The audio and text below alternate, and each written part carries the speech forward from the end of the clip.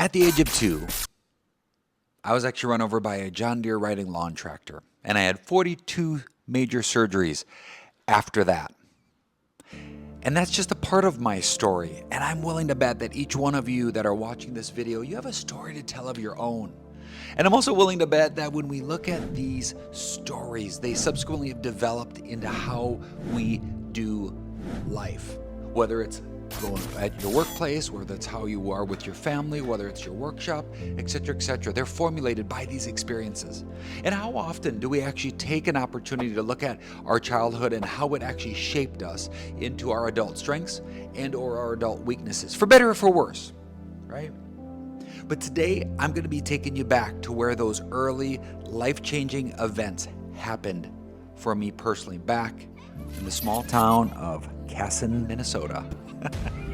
So join me today, you guys, as we take a look at these profound events and really the lessons that I've actually learned from them, and a few other ones that I'm going to be throwing in there that I think specifically shaped how I do and how it influences the way that I do life, whether it be in my shop, whether it be at work, etc., etc.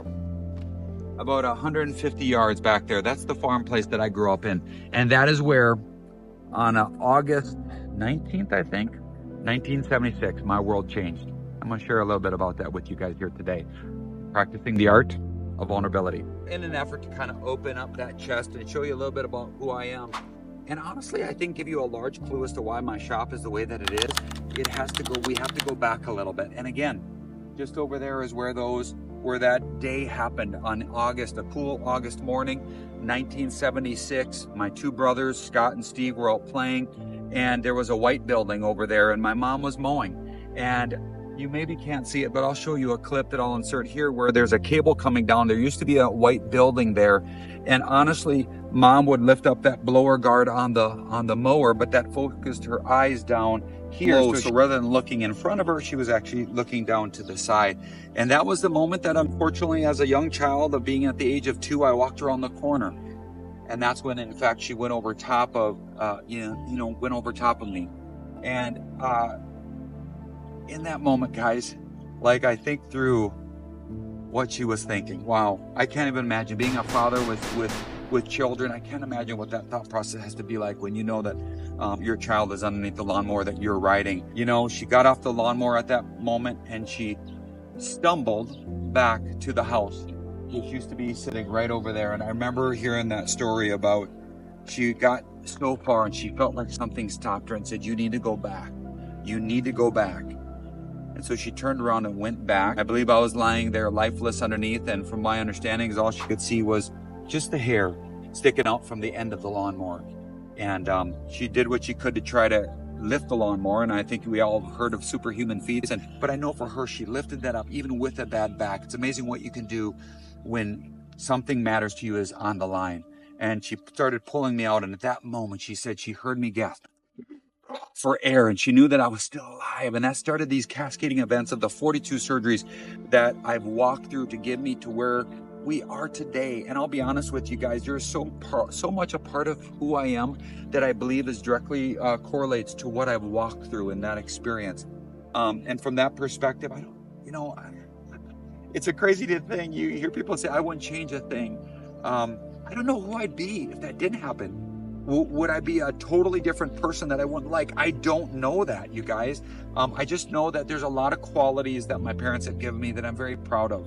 And I'm very excited about. And I think that today, when we walk it through and we show you the various different things on the farm, whether it be the tree house, whether it be the town that's no longer there, right? These are all things that we've had to grind for. And each and every one of you have walked through your own challenges. There's nothing super special about mine, just like yours. You have your own thing. We all have our experiences. And from that perspective, right, it makes us who we are. And I'm excited to share that because I'll be honest, I believe that a large portion of why my shop is the way that it is because of how I've been raised, what I've done. And I just thought I'm going to open up and let you guys be a part of that journey with me. That's why some of you in my videos, you'll notice I have a little bit of a limp. Well, there's a reason for that. It's who I am. It's an authentic version of me. I try to not, but it's just from the accident, right? If I could show you pictures of my leg up, you'd be amazed. Most of it is scarring. And although I'm at the age of 50 now, I still believe that I'm moving pretty well. And my goal is to be like my dad at 93, who's still doing jumping jacks and triple tucks. You guys, amazing. And mom's still the Energizer Bunny for sure with that. And so, hey guys, honestly, I'm just excited to open up and show you guys. And I desire to have a community that's not just about me being up front like on a pulpit and you guys just listening. I desire community, I desire interaction, and I think you'll see that in absolutely everything that I touch. Those are the things that are kind of bled out. And so I'm excited for you guys to come along this journey. Let's go ahead and show you some of these things and we'll get you guys going. So follow me. The tree fort was one of my first major projects as a kid. It wasn't just a fort. To me, it honestly was a castle of imagination that launched many of my adventures of creativity, discovery, and was ultimately became the birthplace of my woodworking journey. It taught me the value of hard work, patience, and it gave me the incredible satisfaction of seeing a project through from start to finish. It was in this fort that I realized the joy of building something from scratch, a joy that has stayed with me honestly throughout my entire life. And I find it interesting that this is the only project that still remains at my old farm, as everything else has been torn down and removed, including the house. So for me guys, when I take along and I look at this shop, I realize that it all started with that tree fort that you just saw. I had a few pieces of wood and a whole lot of nail. Now, another lesson that I wanted to kind of talk to you was just growing up on the farm, we had our house and there were single pane windows. And as some of you may or may not know, it gets very cold in Minnesota. The winters honestly are extremely, extremely harsh. And we had those single pane windows. So to keep the cold out, we had to put these thick plastic pieces over our window. And that would actually, and then we would secure those with these wooden slats. Every single year we did that. And we had leftover slats. And as a kid, I saw potential in those leftover slats. I would take these leftover slats and I would sculpture them into swords. I would cut the tips off at 45, but I just cut them off to a point. And I would use additional scraps to create the crosspiece, if you will, of the sword itself to protect the hand. And the swords weren't just toys.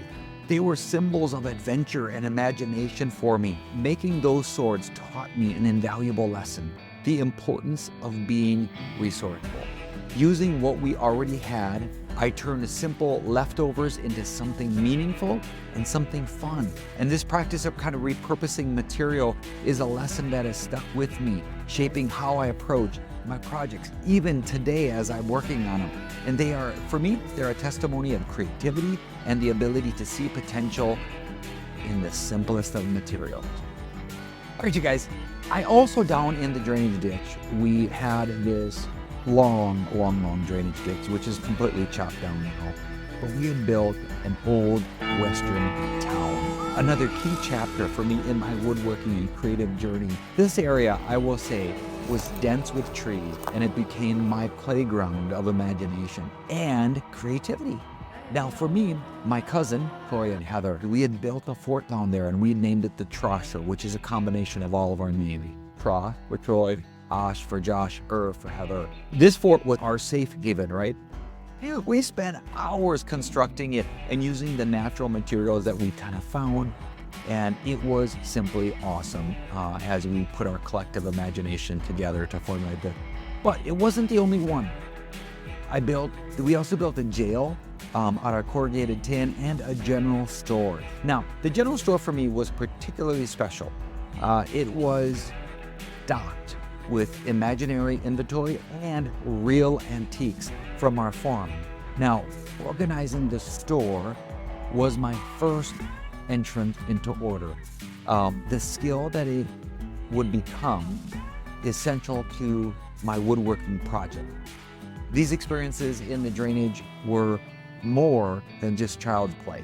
The honest truth is, building the general store was my first taste of being my very own general contractor. Structure, walls, ceiling, shelves, all the way to finishing.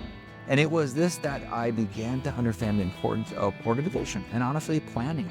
Each item in that store had its particular place.